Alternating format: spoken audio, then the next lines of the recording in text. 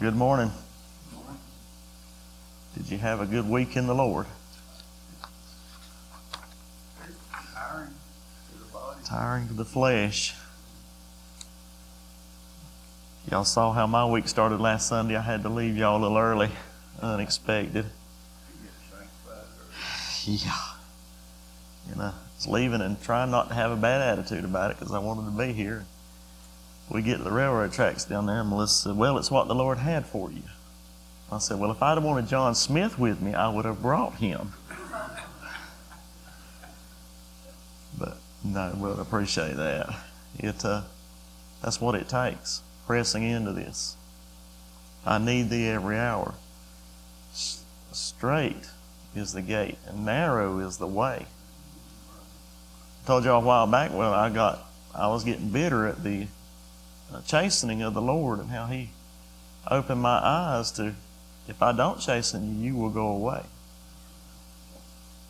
In Jonah, as we saw, we'll be in Jonah chapter 3 this morning. And Jonah, as we saw, attempted to flee the presence of the Lord. And the Lord wouldn't let him do it. I'm reminded over and over, Demas hath forsaken me, having loved this present world. Does that scare y'all like it does me now? I used to read that and think, yeah, he just fell in love with the pleasures of this world, but there was no correction there. There was no returning back. That scares me. I grew up in a Christian home. I went to a men's retreat with my brother and dad this weekend, and went to a summer camp that I went to years ago. It was in '83, and I couldn't believe how many years ago that was. But, being raised in a Christian home and all, there were times I thought, when I get out from under Daddy's roof, I'm not going back to church. Sunday mornings during summer break, my kids were out at the lake, my friends were out at the lake skiing on the lake or having picnics and all. We were in the church house. I was going to do it different. Look where I'm at this morning. God wouldn't let me go to Tarshish. Thank God He would not let me go to Tarshish. He said, "You're not going there. That's not your path. I love you." Do we appreciate that God has set His affections on us and won't let us go away? That humbles me. The other thing that humbles me is God is a God of second chances. Jonah here openly defied God's order. Decided he would just be done with God. Like I said I was going to do. Boarded a ship. Headed to Tarshish. And what did God do? Spared him. Spared him from his disobedience. Has God spared you from your disobedience? Let's look here in verse 1. We're going to read verses 1 through 3. "And the word of the Lord came to Jonah the second time." This verse is almost symmetrical to the verse in chapter 1 there, other than this is the second time, saying, "Arise, go into Nineveh, that great city, and preach unto it the preaching that I bid thee." But here's the difference. What did Jonah do this time? Jonah arose and went to Nineveh, according to the word of the Lord. Now Nineveh was an exceeding great city, a 3 days' journey. So what's changed from chapter 1 to chapter 3? Has God changed? Has God's order changed? No, Jonah has changed. What's changed from that old clay that said, when I get out of under Daddy's roof, I'm going to go do what I want to do, versus the clay of today? God changed him. Jonah's prayer changed him. It did not change God. We looked at last week in chapter 2 of Jonah's prayer where he said, "Salvation is of the Lord." He realized that God had spared him. And then it was God alone. God had spared him. Salvation is of the Lord. And I look at that. If y'all remember when we studied Hannah's prayer, one of the most eye-opening things, I've heard all my life, prayer doesn't change God, prayer changes you. And looking at Hannah's prayer changed her from a barren woman to a fruitful woman. Jonah's prayer here changed him from a disobedient prophet to an obedient prophet. So when the word of the Lord came to him, what did he do? He arose. You know, so many times, like I said, being growing up in a Christian home, we go through the motions. We go through the motions. And if you would, go to 1 Samuel chapter 15 here.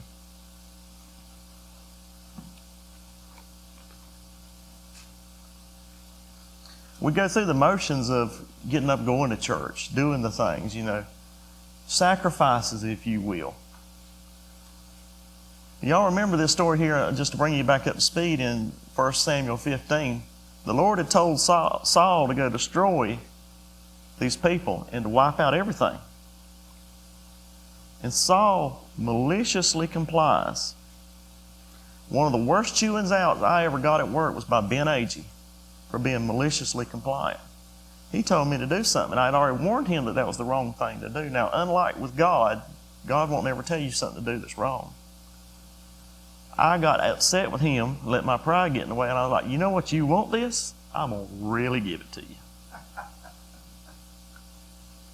That's really disobedient. I was maliciously compliant. Jackson's like looking at me like, I can't believe he'd do that. Well, I did. Oh, wicked sinner. Mike, last week I was editing the video, and he said, you get up here after you've been a dirty rat all week and you feel unworthy, and we are. I'm just a sinner like y'all, folks, hunting something to give y'all every week. And it's dangerous to stand up here. But we get a second chance because God's mercy on us, His love. Listen, when I realized, I got looking at that, Jacob have I loved, Esau have I hated, and I realized that God has set His affections on me. I like to collapse to my knees in humility. Because He could have left me out of this. He didn't do anything bad to Esau in his life. Esau prospered. Go back and look over there. Jacob limped into glory. And you know what? I hope I limp into glory. Something else I saw this week, I don't want to be blessed. I don't want to be rich. I want to be blessed. I don't want to be rich. I want to be blessed. My flesh wants to spit that out and say, no, we want to be rich.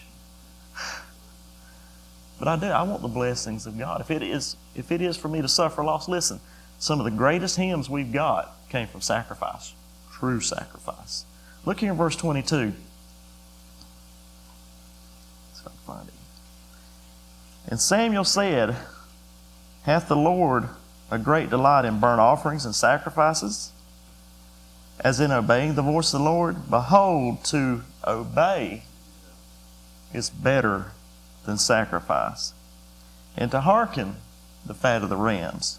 For rebellion is as the sin of witchcraft, and stubbornness is iniquity and idolatry. Because thou hast rejected what? What came to Jonah? So what's the difference here? Saul maliciously complied. What if Jonah had went to Nineveh and preached what he wanted to preach? And we saw here in verse 3, God told him, He says, you're going to go preach what I give you to preach. And Jonah did it. See, growing up in a Christian family, there was many times I would show up for church and I'd make my sacrifices maliciously, rejecting the word of the Lord. Are we here this morning out of a true heart, to obey? What does God want more than anything from us? Or what does God seek? He don't want it. What does He seek out of us? Obedience. Obedience. Have I rejected the word of the Lord this morning? I hope not. Listen, Cain wanted to go out from the presence of the Lord, and he succeeded. Brother Holloway there gave me that. That was good. Peter thought he had done it. Listen, God gave him a second chance, didn't He? He said, I go a-fishing. I go a-fishing. Here's a man that has publicly, not in private, in public, denied Jesus. He said, I've blown it. I go a-fishing. But I want to leave you with this thought. God went to him in his disobedience. He said, Peter, do you love me? The word of the Lord came to Peter the second time and said, Peter, do you love me? Feed my lambs. Where did God go to Jonah at? in his disobedience. Where did God go to Clay Wilson at? In his disobedience. Listen, when you get a hold of that and you realize the love and the mercy that has been shown to us and bestowed on us, to obey is better than sacrifice. You know, I like to brag about what I've give up to be a Christian. Boy, look where I'm at Sunday morning. Yeah. But do I have an obedient heart here? Am I maliciously complying? Yeah, I'm there because I have to be there. Or am I here because I want to be here?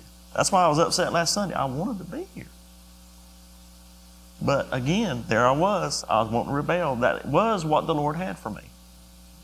It just was. I'm learning these trials, when the trials fall across the way, to count my blessings.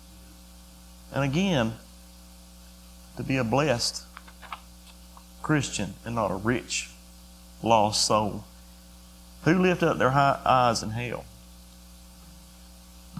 Rich man. But yet I struggle through all this life to make the next dollar.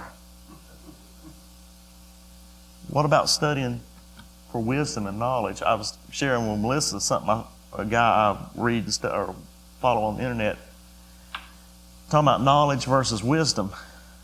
He said, knowledge is knowing that a tomato is a fruit, but wisdom is knowing not to use it in a fruit salad. The one thing that I have constantly prayed for, and even in my renewing of learning what not to ask and to ask for, I daily ask God for wisdom and discernment. I have not quit or varied from that in any iota. And I think to myself back early on, what in the world led me to start praying for that?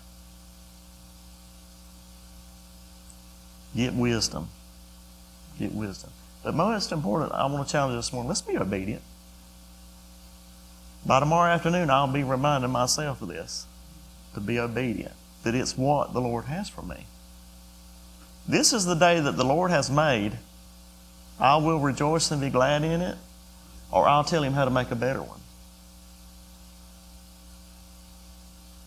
Not every day is, you talk about this man having to bury all his children. That was the day that the Lord has made. Well, that's a bitter pill, isn't it? But to rejoice and be glad in it, that's obedience. That's not maliciously complying, if you can truly do that. Now, I'm still working on it. When I get it all figured out, I'll tell you how to do it. To rejoice and be glad in every day that the Lord gives me.